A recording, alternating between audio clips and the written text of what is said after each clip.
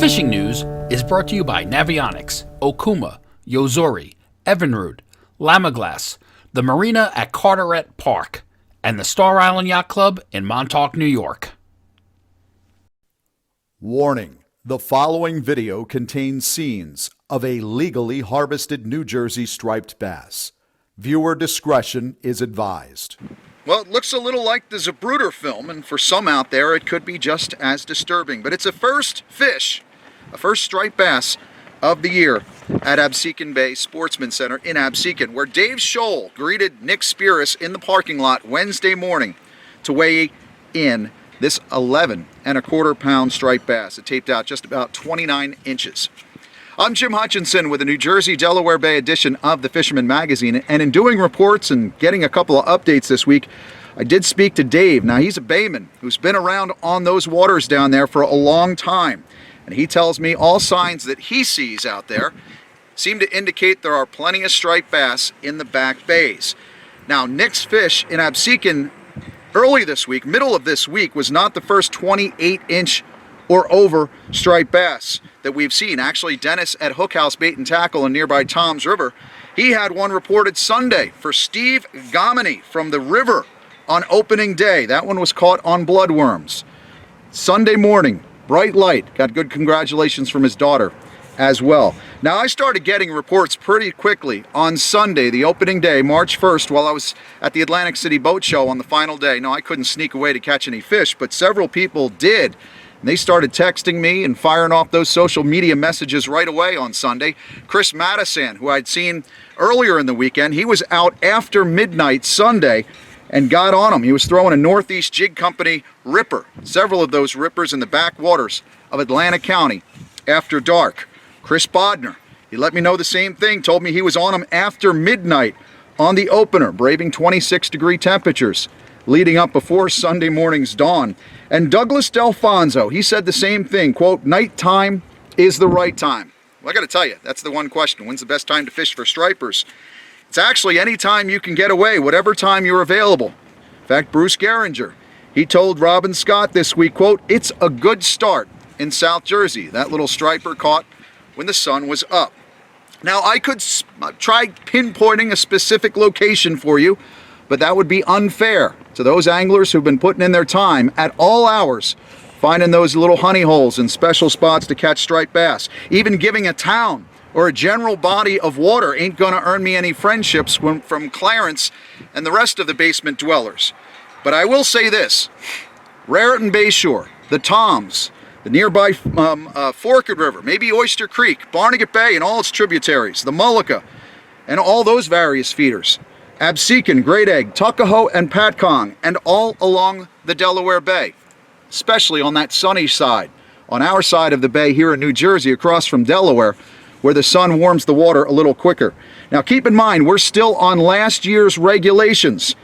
For the month of March, 28 to just under 43, one at 43 and above. Those new striped bass regulations in New Jersey will not take effect until April 1st. As of April 1st, it's one fish at 28 to less than 38 inches in the Garden State. Now, don't forget, too, to register to fish in the salt. It's the law. It's also free. You have to do it every year. Folks, you can go to saltwaterregistry.nj.gov so that you're a legal when it comes to fishing for those striped bass right now. A weekend weather outlook and show rundown ahead with our first reported flounder catch for 2020. But first, let's check in with George, the Pocono Outdoors guy. Well, hey, thanks, Jim. You know, all the talk has been about the opening of striper in the back bays down in New Jersey. Well, I decided to get out and do a little bit of striper fishing my own up here in the Poconos. Well, I'll tell you what, that cold front that came through last week, they weren't quite ready, but I think weather conditions this coming weekend are looking really favorable for getting out on a bite. Temps back up in the upper 50s. We'll see if that water comes up enough to help things out. Now, talking about warming up on the water, I reached out again to John Augustine over at Hardcore Shad Fishing trying to get a feel for the upcoming shad bite. Last year it was about mid-March that we started getting some of those big roe come up river. We're hoping with the mild season we've had that the same thing happens. Any day those big roe should be coming up. He's going to let us know the first sign of shad in the river. Now, speaking of shad, you guys definitely want to look into the bi-state annual shad fishing contest. That's going to be held April 23rd through the 26th. If you guys want to reach out to Eric Fisler at 610-762-0440 and get some information on this great contest. They have fantastic prizes, $20,000 for the biggest shad. I think last year a 5.4 pounder took first place, 20 grand. Other great prizes, cash prizes, they're giving away a boat. Something to check out, that's shadfishingcontest.com. Again, Eric Fisler, 610-762-0440. Guys, you don't want to miss that one. Get in on it. We'll talk to you soon. From Pennsylvania, I'm George, your Pocono Outdoors guy. Except for a dose of rain forecast for Friday at the Jersey Shore, it's looking pretty good for shoreside stripers this week. All this week, and especially into Monday. Might be time to take a coronavirus sick day on Monday for those temperatures. Again, from those South Jersey backwaters to the Delaware side of the Big Bay and those creeks, a lot of white perch, and also those linesides, those nice striped bass. So we are definitely underway. While New Jersey party boats focus on cod, ling, pollock, and whatever else happens by that might be in season, there are still boats sailing out of Delaware where they do have that tog fishery going full ahead throughout the month, all the way until May, I think. And out of Fisherman's Wharf in Delaware, you've got several party boats that are fishing for tog. Now, it's also show weekend. Every weekend is show weekend in the winter here at the Jersey Shore.